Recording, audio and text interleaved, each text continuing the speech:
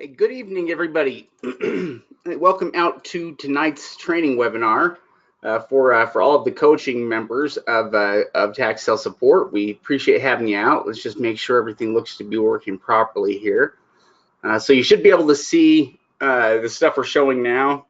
You know, we've got some slides we're going to go over right now, and then yeah, we're going to go through the slides. We're going to talk about some of this stuff because a lot of about it is about the kind of research that we are going to be doing prior to well, I think kind of research that we're going to be doing on a couple of different aspects. You know, some of the stuff we'll do on initial assessments, and then stuff we'll do prior to like you know, submitting properties. Yeah, exactly. So, you know, these could be properties off our pre-selected over-the-counter list that we'll be going through.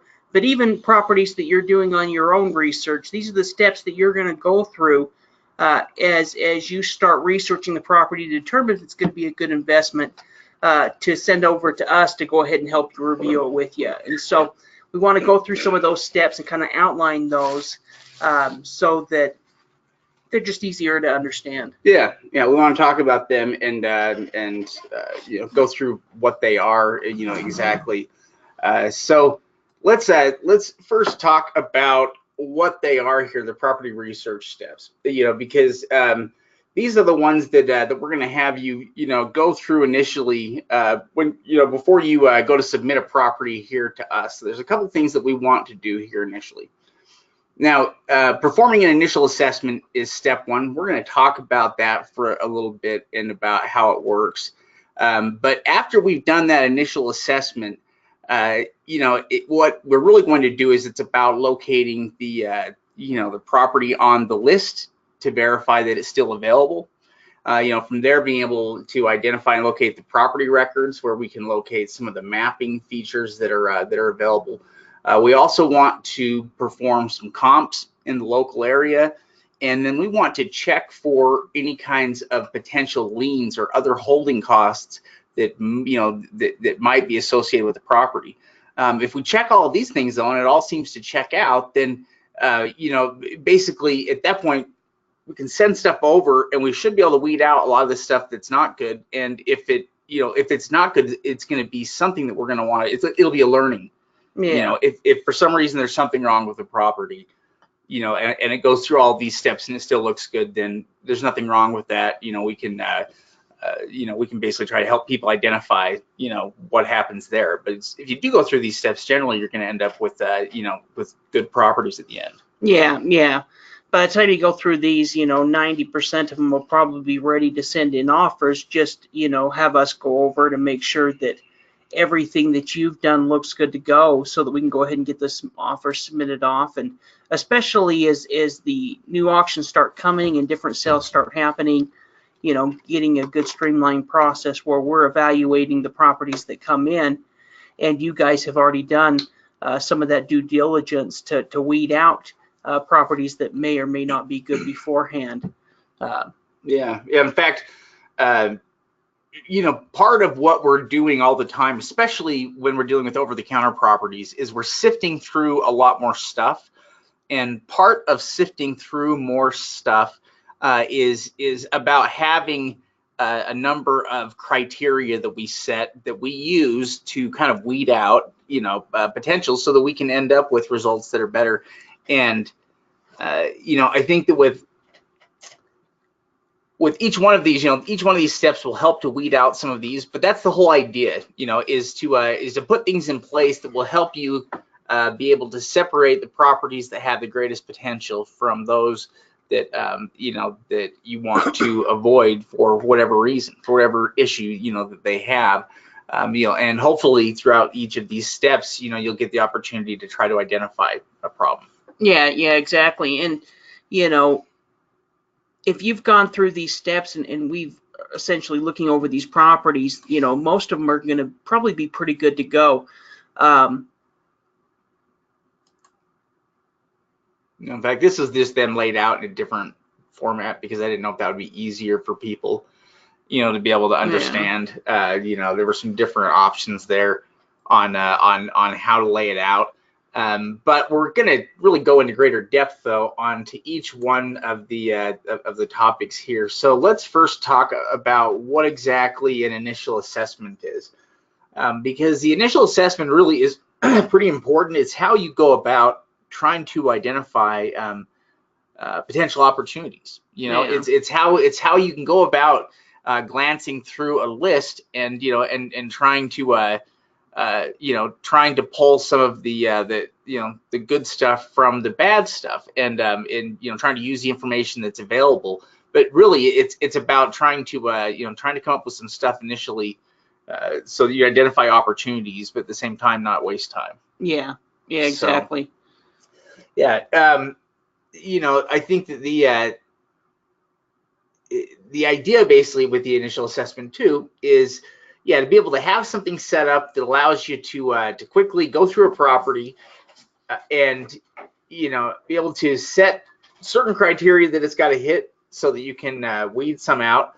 But at the same time, if everything checks out as you're doing that assessment, then it merits, or it's worth doing or investing more time into. And that's really ultimately what the question is about, is you're trying to determine whether the property merits additional research, additional time, whether it's worth sending forward as a potential. And that's what we're kind of trying to determine here, is which ones are going to be good potentials versus which should we just ignore. Yeah, and we might be doing this really almost using kind of the quick glance method, as we're going through the over-the-counter list. Say we're looking in the Arkansas OTC list, the land list.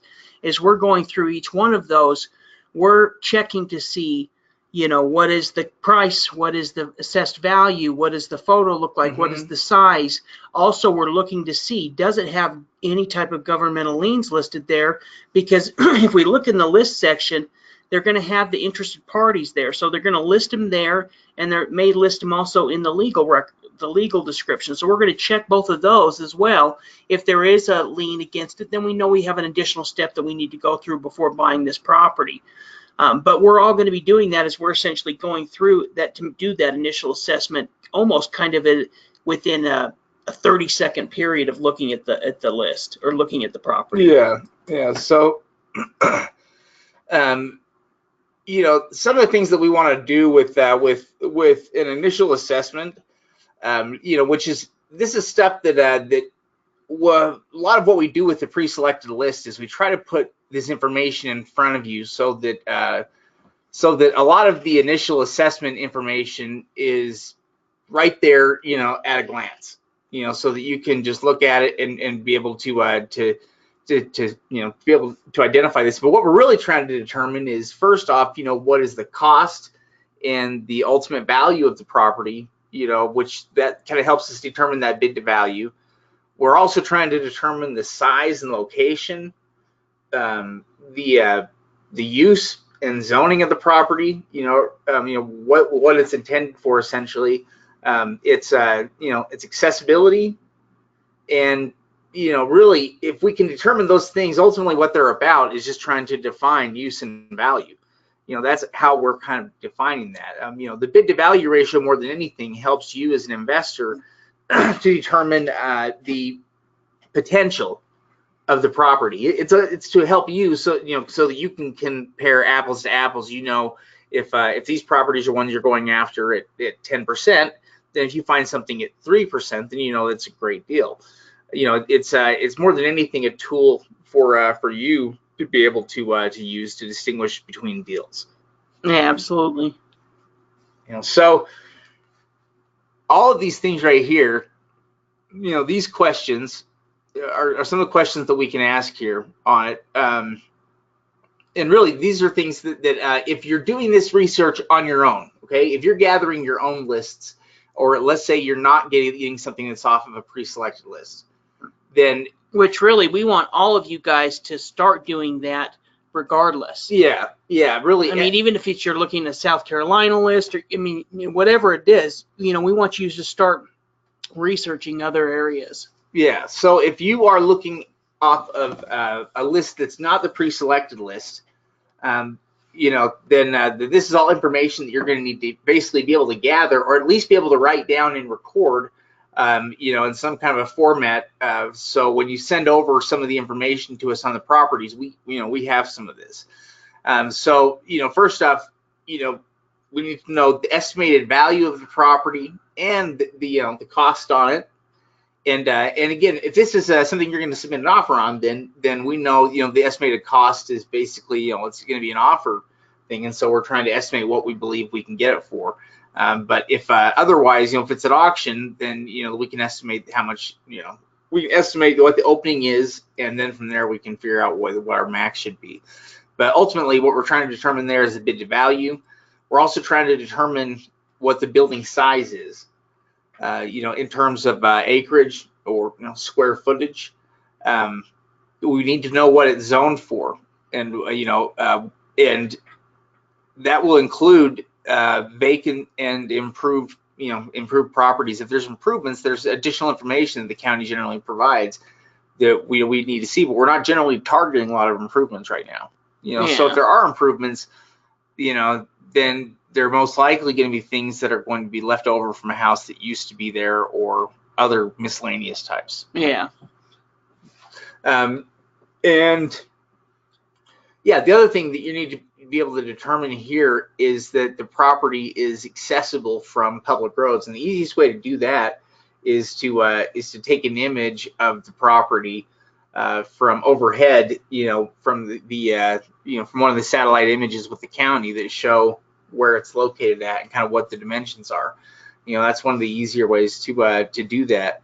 But ultimately, yeah, it's about answering that question if the property has use and value, and if there's good potential profitability there. Yeah, I mean, if it doesn't have some type of legal access to it, then it just really puts us in a bind as far as selling the property.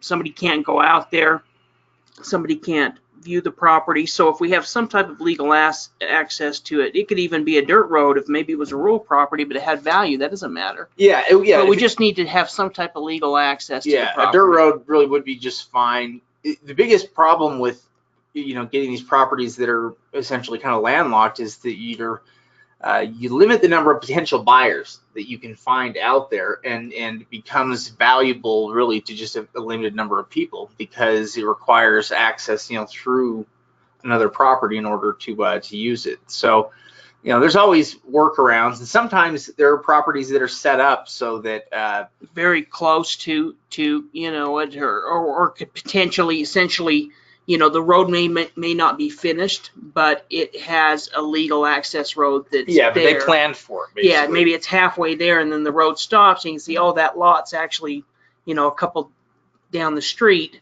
depending on what you're paying for it and the property value. You could look at those type of potential deals, but usually if we don't have, street access, we're just going to go ahead and avoid it. And really what it comes down to is use and value. Yeah. Now, if you're working off of a pre-selected list, then this information is probably available for the most part on the slide. You can probably answer most of these questions just off of the information that's right there, that's right there on the slide in front of you.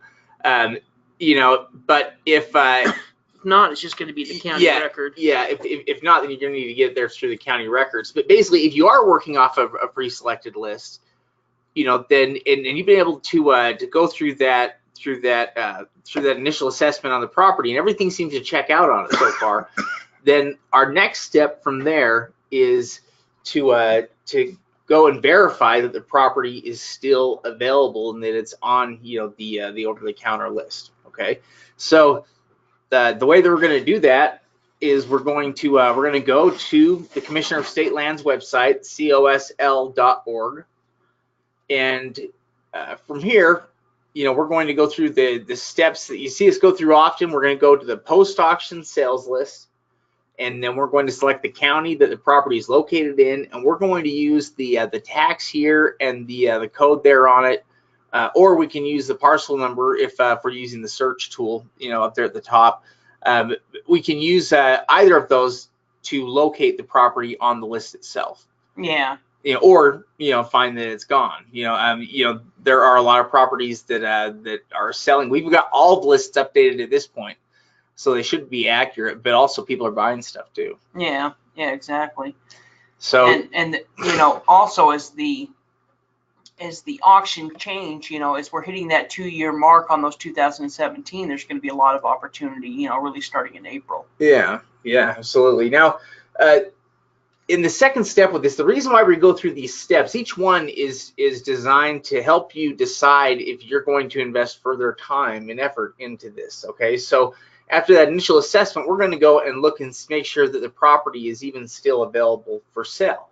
Once we can see that it is still available for sale, then what we're going to do from that point is we're going to pull up additional information, or see what information we can locate about the property. So again, if we're starting from the pre-selected list, really all of the information is pretty much there if we're looking at it. Okay, we've got first off, to determine the value of the property and the cost. But we can see, the estimated value on it, at least from the county's perspective, saying the estimated value of $3,000. Yeah. We could look in the in comps though, and see how realistic, or see whether that's below or above where what it actually is. Yeah, Mississippi is one of the unique counties that don't have the estimated taxes there, but the taxes on that are probably $24. Yeah. Maybe $30. Yeah. Very, very, very low. We can see the size, 0.45 acre, 0.46 acre. Yeah. In fact, if I could move that out of the way, I almost wonder if it used to be improved. If we'd be able to see that further back. Yeah, very well, and that's part of one of the things that we're going to do when we go back and look at, the list on the Commissioner of State website or. Yeah, in fact, from here we can actually see a lot of information just from the list itself. We can see a physical address on it, 229 Kaiser Street in Osceola. We can see the that the owner, the mailing address of the owner, is in Illinois. And one thing to quickly add: sometimes it's a little bit hard in some of the more rural areas to find addresses, and so one thing that we'll do is we'll take the address, the physical address if we have on like 229 Kaiser, and then we'll do 229 Kaiser Street or Road in Mississippi County, and usually it'll pull up,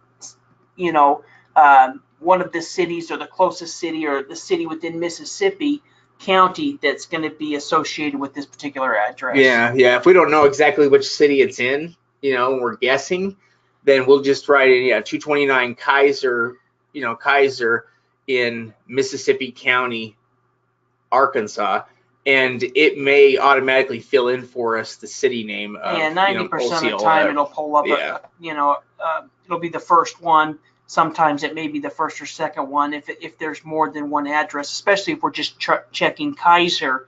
There could be a Kaiser Avenue and a Kaiser Road, and so we've kind of got to figure out which one it is. Now really, from just the what we're looking at on the pre-selected list, we can see a lot of the stuff, like for instance, lien holders or potential problems that way. We should be able to kind of see those from here because they're normally going to be listed here. We can see in the green section here, the empty box is where we would normally see the interested lien holders, and there's other things that we can check there. We can also read in this legal description here that we can see. We don't see anything listed there about any problems, which sometimes we'll see things listed there. We can see the square footage on the property. We're dealing with 0.67 acres in this case, or about 29,500 square feet, roughly. So good sized lot. Yeah, it is a good sized lot.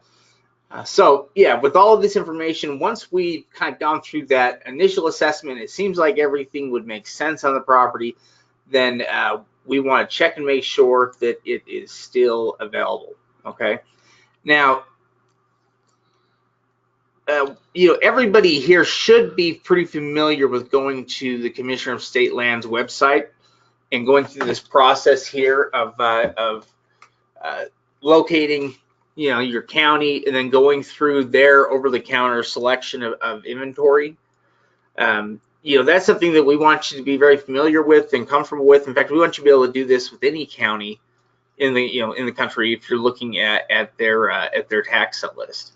Yeah, with Arkansas, it's kind of convenient because we can just go directly to to the state lands. We can pull up the individual county list, and then from there we can research it. Now we can just go ahead and scroll down it, but then we can also use Control F or what's this? F3. F3, I think, as well, and be able to pull up a little search bar where we can type in the code that we are looking at. So if we're looking at, at some of these properties, it'd be, the very top one would be 22-10 or 25-7, 27-1. We could use that code and type it in. Now there may be more than one 27-1, but we can click through until we find the property. There won't be. Now, the one thing that is unique about this code is if you use it in conjunction with the tax year off to the left of it. So we can see in this first one, there's the 22-10, and then it says 2012 next to it there. Well, this will be the only 22-10 for 2012. Yeah. So for each individual tax year. So when you're going through the search feature, you could do that if you wanted to use 22-10 and just match it up there with the 2012. Or you can also search if you're using that search feature. You can also just type in parts of the parcel number too. Yeah. That will help you locate the precise property. And again, I think everybody knows, everybody here, knows at least that the eligibility requirement for properties in Arkansas, at least for them to be eligible for an offer, they have to be 2 years from the time they were offered at the auction. Okay, so all of these counties in Arkansas are holding auctions once a year. And basically, it has to be 2 years from the time they're originally offered before they're eligible for us to, ignore the amount that's owed and offer something like $50 or $100. And did we have one of our students just tell us that it has to be the day after? Yeah. When it arrives, it has to be the day after. Somebody did. Yeah, we did get that recently. Yeah. So essentially, if we want to do, we could see some of these properties in Lonoc. Are from 2017 are from February 27th. April 27th. So we need to go ahead and submit an offer and have our offer be in their hands on the 28th, the day after.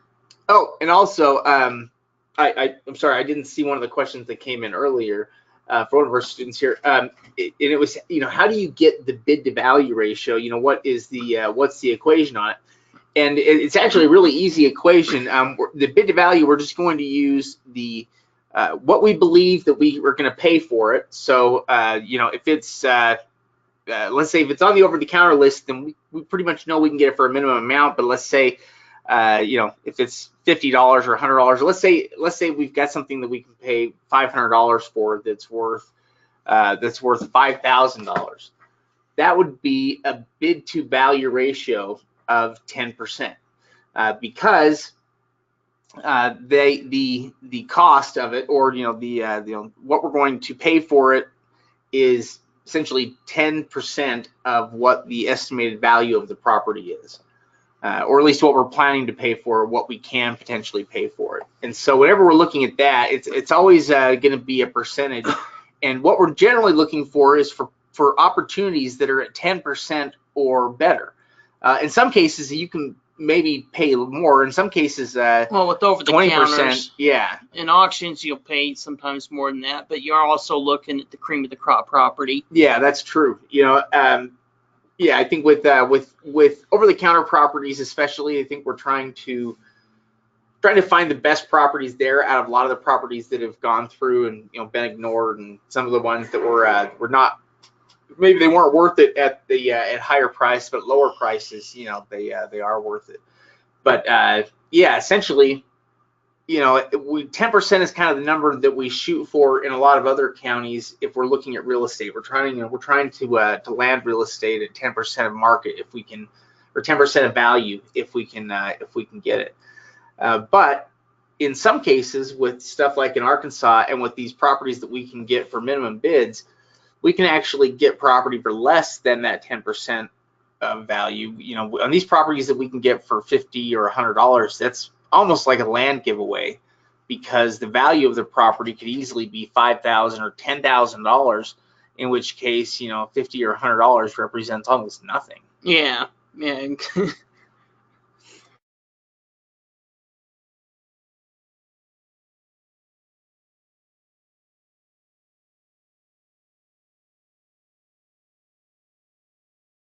Give me just a second here.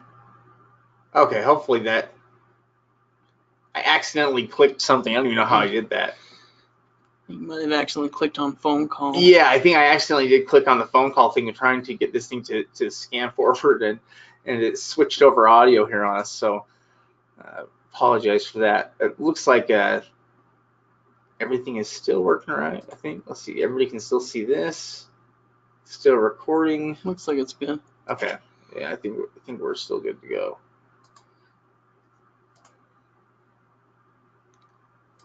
So once essentially locate the county records, now we're just going to start going through them. Yeah, basically once we're able to find that property on the pre-selected list and everything looks good, we're going to go to the Commissioner of State Lands. We're going to locate that property on their list, and once we locate the property on the list, we want to use the link that they've got available there to pull up the county records, because in some cases the records that we're going to be provided there are going to be more than we can even get maybe directly from the county.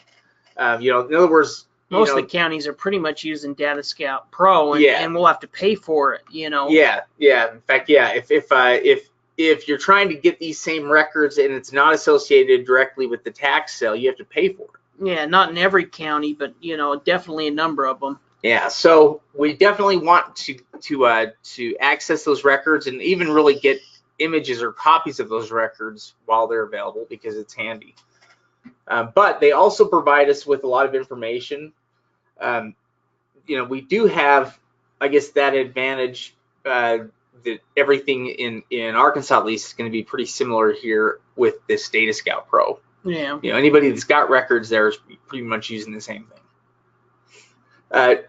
Other things, though, that we can tell about the property from here, there are estimated taxes. Yeah, we can see the estimated tax in this Size, case. 100 by 142. Yeah, we can see the dimensions here on it. We can see, we can see that there are, there's $900 worth of improvements, that are listed there. So they're probably some type of miscellaneous improvements.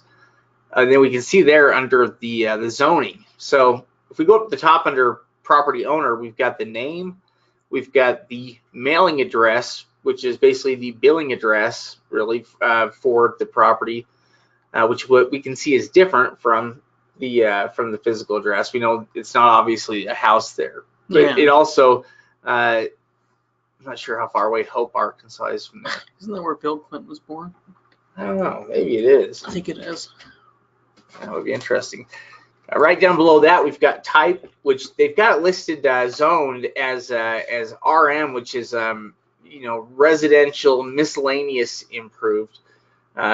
Really, though, it's kind of like residential vacant / a little bit of improved, probably. We'll have to see. Yeah. But anyways, we can also see the tax district, the estimated size on it, value. The stuff over there to the right on the property information, we've got a physical address on it. Which always makes things a little bit easier. We can also see, have the subdivision, yeah, and the block and lot, legal description. Sometimes that information can be helpful, especially on properties that may not have a map. A lot of them do, but some of them don't. And that block and lot number are probably going to be used by the county assessor to get you the plat map so that you can find that particular property. Yeah. In fact, they are really really handy that way. Now, this isn't the only information. Obviously, there's more information that's here, but a lot of times we scan over that. Also, keep in mind, because sometimes this confuses people, what they call their assessed value in a lot of these counties is actually like 20% of what they estimate the market value to be. So basically what they do is they treat the market value like their assessed value, but their assessed value is actually like a set percentage of the market. It's really kind of weird. Yeah, I mean, when we're looking at it, we're just taking the assessed value at their market value. Yeah, and that's part of the reason why their property taxes are so low. It's because they've got kind of a weird system that for doing a lot of this. But a couple things to take note of. We're going to have the deed transfer information there, which is always handy to know. It's nice to know. Sometimes it can tell you a lot about the property. Down below that, if the property has any kind of improvements, then we're going to have, basically like improvement card that's going to have some of the details for the improvements, which they've got here. They actually have an image of the improvements. Yeah. Is that like some curbing? Is that all it is? I don't know. I think so. I was looking up there. I was kind of looking at the deed transfers, and you can see there that, it sold in 1985 to George Arthur, and then in 2001 it was bought by, Lee and Jefferson or whatever, but it was not on the open market, so it must have been some type of, it at least didn't sell it on the open market. Yeah. It had to have been some type of family or somebody type of sell. And then you see, it sold for $6,000, then sold in 2005 for $11,000 to, Glenn and Sullivan. And it was with the warranty deed. Yeah, both with the warranty deed. So, that's, I wonder if now looking at the map, I almost wonder if it had a home on it. Yeah. And then after 2005, somehow something's happened to the home and they demolished it. Yeah. In fact, step 4 after we've located that, the county record is we want to get the mapping images, and that includes the county's GIS mapping. That also tells us right there, exactly what they're giving it the value for. So in this case, there's a concrete driveway there. Yeah. 640 area, maybe it's the area of it. A patio slab that's like 6 by 12. And with that patio slab, I wonder if there was never actually building on the property. I wonder if it was like a trailer. Yeah, it could have been. That's something we'd look at, when we look at the map to see, is there trailer? Is that property next door or close to it, a trailer? That may give us a little bit more of a clue. That's kind of what we're doing, is we're just kind of, looking for clues on each one of these properties that tell us a little bit more about it. Yeah. Now, really the mapping program with Data Scout Pro is pretty good. At least comparatively, there are some counties that don't really use them, so it's really not a bad program. And this is a view that we're used to seeing. It's a view that we pull up with every property because we want to be able to see exactly where the property is located at, where it looks like the property boundaries might be. And sometimes this can be off a little bit. At least, sometimes we'll see where it looks like it's shifted over a few feet. It's not always directly on, precisely where it should be. Yeah, essentially they're taking photos of the map and trying to overlay the map on top of it. So. Yeah. So, but it does give us enough information though, and it also provides us there. We can see on the right we've got the calculated acreage and square footage. We can also see the cross streets that are there. If we're trying to find the property if it doesn't have a physical address. Yeah, we see Cherry and Pine there. And so what we could do is just pull up Google Earth. Well, actually, one thing we can do is right down there at the very bottom, there's a little guy that you can actually use to go down right there to the location. Yeah, this little figure right here. If Google has street side imaging available for the property, like sometimes we'll pull up Google Maps and have a separate map to look at the street side images, but you can actually utilize, if you grab this little gold guy right here, you can pull him over to this street right here, and if there's imaging available there, it'll light up, it'll highlight in blue, and you can basically release the person and it'll pull up street side imaging from there, so that you can pull up street side imaging directly from inside this window to see what the property is. So this is the property that we're looking at right here, and it probably did maybe used to have a house on it or something. It could have had something. Yeah, well, when I was looking over top, I thought for sure it had a house, but look at this, it looks so thin. Like. Yeah. There it looked a lot. I guess it's not that much. It just kind of looks like it is because there's that shadow of the tree and everything. Yeah. Yeah, really, I wonder if that shed. Yeah, I think it does include that, because I think that that's. I don't know if it's still there or not, but it's definitely probably on the property. Yeah, it looks to me like it is. Yeah, let me see. Let's take a look here. Yeah, it would have to be. Yeah. It's on the very, it's, I mean, right there along that barn or whatever would be the edge of the property. Yeah, it's not a bad lot though. No. It. Well, and there's a nice home big behind it, that could be potential neighbors or possibles. Yeah. Yeah, absolutely. Yeah. Now, we're going to want to save some of those images of the property, including, the images there overhead. We're going to grab some of those things throughout the process, because we end up using it later on. When we buy the properties, we end up using a lot of those same images to sell, to help sell the property. But performing comps is something that we're going to want to do at this point, because before we sink too much more time into the property, we're going to want to make sure that there is, there's potential market for it. Yeah, in fact, really, even before we start researching a county, we're going to at least pull up the county and get an idea of what comps are in the county by pulling up Zillow. Yeah. So I mean, even as we start any county, we're essentially going to, pull up Zillow. If we're looking in any county, say we're looking even a county in Florida or whatever county in the country we're looking at, if we're going through that list, we're at least going to pull up, and if we're looking at land, if we're looking at homes, we're going to pull up the cheapest, and just to get an idea of what's the cheapest thing available within the area as we start going through and researching the list. Yeah, in fact, yeah, let me switch this over here, and we're going to show you exactly what we mean.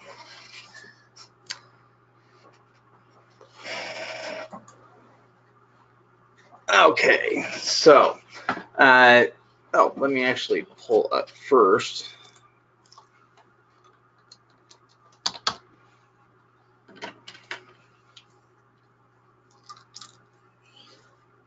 And let me make sure this is displaying correctly here. Okay, good. Let me get this one.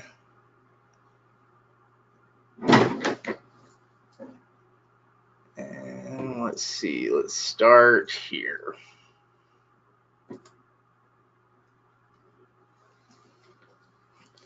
Okay, so if we are looking at properties, and they are separated now by raw land and by improvements here. So, and we also have, there's also sections it's also been updated a bit here. We've tried to make sure that we've got it in more of the sections here, more information about it initially, along with screenshot images if we can here, of some of the comps that are in the area, to try to save you some of the time from doing it. So if we were looking at property here in Ashley County, we already kind of clicked on one here to see that it's a small county. It looks like there were for raw land, there were only about 15 pieces of property that were listed there in the county. And the cheapest one was 5,500, and it was about 0.35 acres of land. And then we can see, that there's another one that for sale for 7,000, 9,000, 12, 14,000. So there's definitely a market here. What we're basically looking for is to make sure that if we can pick up a property for a good low price, that there is a market there where we could sell it for a good wholesale price. Yeah, and also in each one of these county headings, we're going to try to post, and we've got most of them posted, if there's special improvement districts or POAs within that area. We tried to list it there. So as you're going through, be sure to read the county heading so that you know a little bit about it, and see if there is special improvement districts. So if you're looking through that county, you at least have that in mind. So you're not looking, oh, look at this perfect, $10,000 lot, and then, suddenly realize that it is a special improvement district and there's going to be these different restrictions involved with it. So if you read it up there at the beginning, at least you'll know that as you're going through those properties. Yeah, I think it's all about trying to save yourself time. Really, time ultimately ends up becoming your most important resource in the end. because it's really important to waste your time on things that are not going to ultimately help you, move forward and progress. But it's very easy, it's easy because there's so much to learn about tax liens and deeds in general. It's really easy to get caught up doing stuff that is not necessarily going to help in the end. Well, and as well, when we have you guys on your personal sessions, we're usually there for a limited time, 45 an hour, and so we want to do whatever we can during that time to be effective as we can. And so let's say that you guys go through and you find 10 or 15 properties and we post them into your file.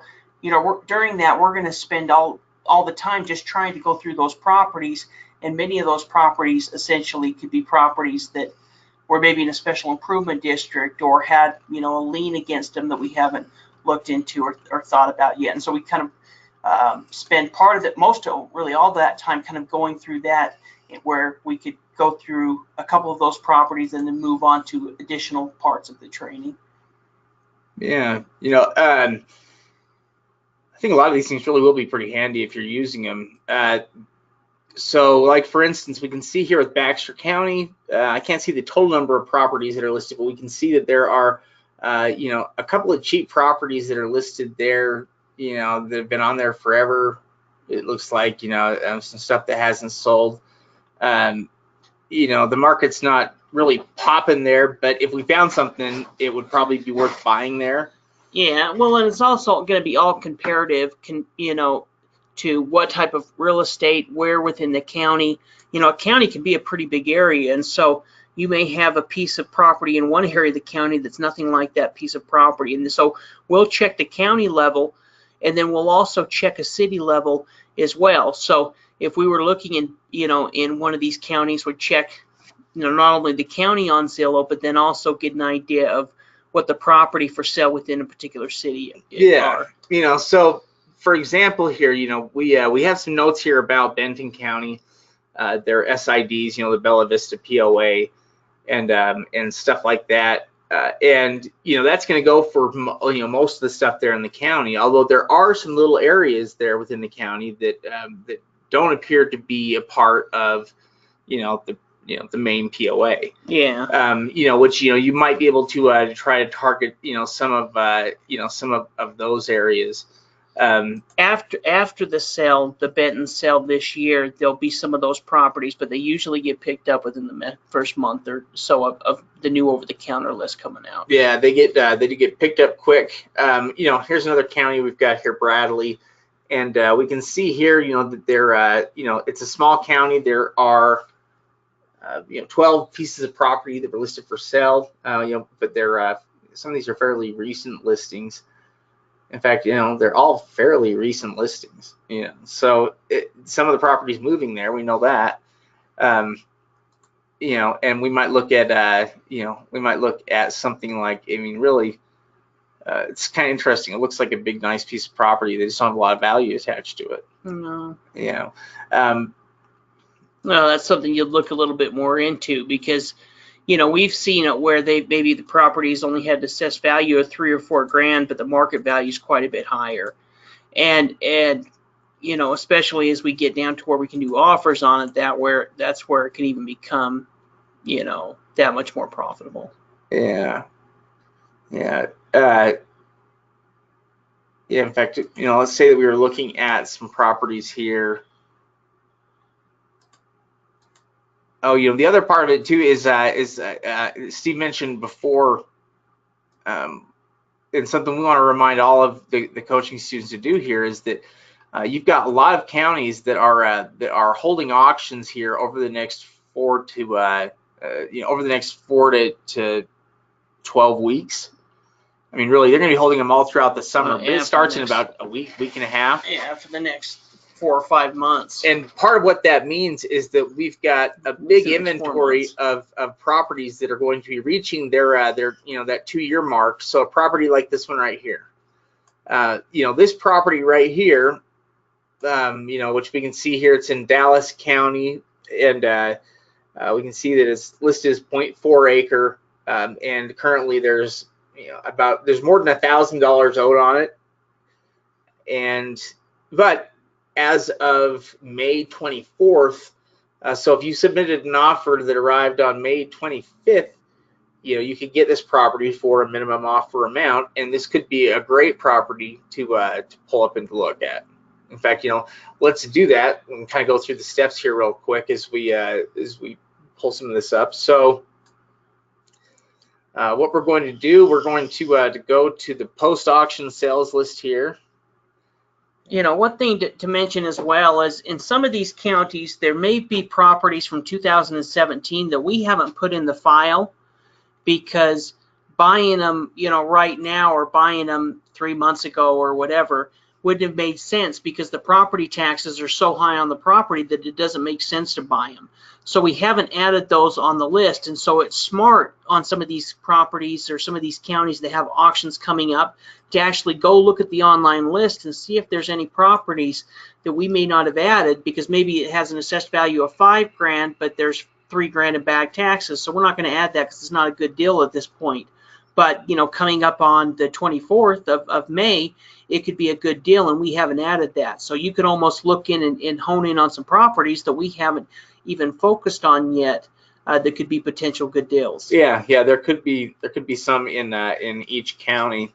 If we're locating this property, we can see it right here. We've got the number here, and so we know it's still there. We can see there's 1,078 currently owed on the property. So we're going to pull up the county record here for it first, or the property record. And this looks like the same property. It actually has a complete physical address here. It looks like it's on 227 Broadway Street in Harmony Grove. And we can see that view here of it so far. Let me see what else about it. Zoning on it. I think they also exempt here. I'm sure it's just residential. Let's see here. I'm sure. Let's take a look at the GIS mapping on it. And from there, we may or may not go and get some additional mapping here. It looks like there's something there, huh? It used to be. Yeah. Okay, so let's take a look here first off. I'd like to take a look and see where the property is located at.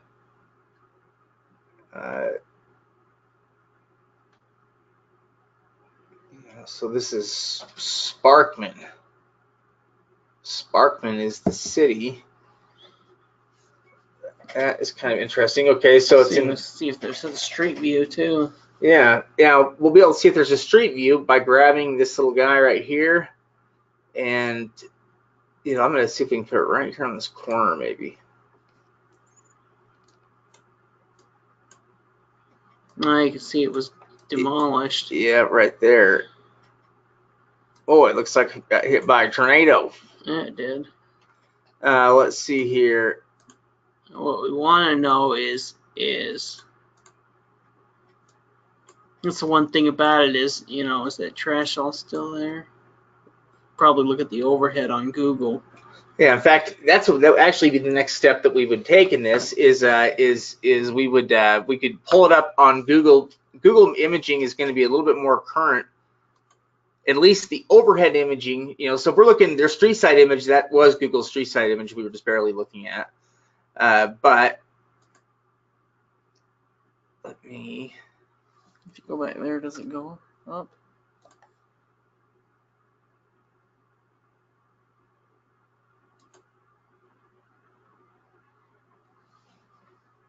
Took us to the city, but it pulls up here to Sparkman. We might have to grab the address here again. Boundary Street. Yeah, back here. Let's just go back here on the record and go up to the top. 227 Broadway Street.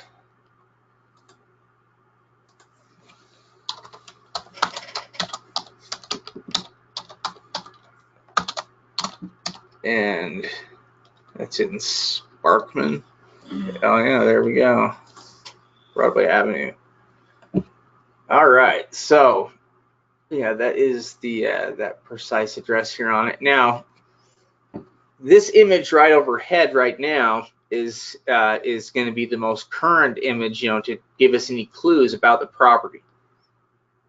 And one thing I would do if I was going to buy this property or looking at buying this property is, this is kind of a small little city. I would try to give the city, if the city has like a city hall or city number, give them a call, because chances are, they may know a little bit about that property. Oh yeah, there is a lien, or no, we hoping somebody buys it because there's still some trash there needs to be cleaned or something. Then you send somebody out and spend $100 to clean up the trash, to haul the trash out of there. Yeah, that's true. Yeah, which that could very well be the case here. With the property, it's not a bad lot. It's really just kind of a matter of whatever the story is with the cleanup on what used to be there, and where the property currently stands. So, like Steve said, it may be worth making a telephone call into Sparkman City and finding out about this lot, because they don't have anything listed, on the property per se, in terms of interested parties. In fact, when we've got just a little time left, let's check out this property on Zillow and see kind of what Sparkman looks like in the county in whole. Yeah, let's do that. Okay, so the county that we're looking at here, I forget which county this is here. Sorry, Dallas County. All right, so if we're going to use Zillow, a couple different ways that we can use Zillow. Interesting ways to look at it. We can look at it by county. I think it may already be set up to look at it according to raw land, but let's look. It might not be though. All right, so we're going to look at it by Dallas County, Arkansas here, and let's see if under property types, yeah, we just got one there. Okay, so that's just the raw land right now, and there are only 7 pieces of property that are listed. Yeah. And not much for sale. Yeah, there's definitely not much for sale at all. Some of it's fairly recently here. Well, there's a small lot for 1,000. It's been up for 62 days. That address is in Little Rock. Yeah, that is in Little Rock. That's not even why it's pulling up there. Yeah, I don't know why it is either.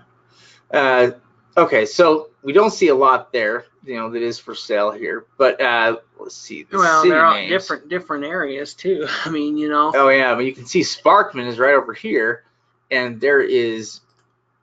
A lot of people would say, "Oh, well, why would you ever buy a piece of property, out in the middle of nowhere like that?" Well, it all depends on what you're paying for it. If we're getting this property for $50 or $100, well, suddenly, and the property taxes are $20 or $30 a year, then even if it took a whole year to sell it, we have huge profit margins, and we'd be the only person a property for selling the whole town. And the town's small, but it's not that small. Yeah. Yeah, we would be one of only a few people that had property available in the entire area. And the only person that has property for sale in the town. So if somebody wanted to move their trailer or build or anything like that, you would be the person that has property available for them. Yeah, you'd be the only person with property listed really there in that city. In fact, that address seemed like it was so simple here to find. It was 227 Broadway. Oh, right there. There's Broadway.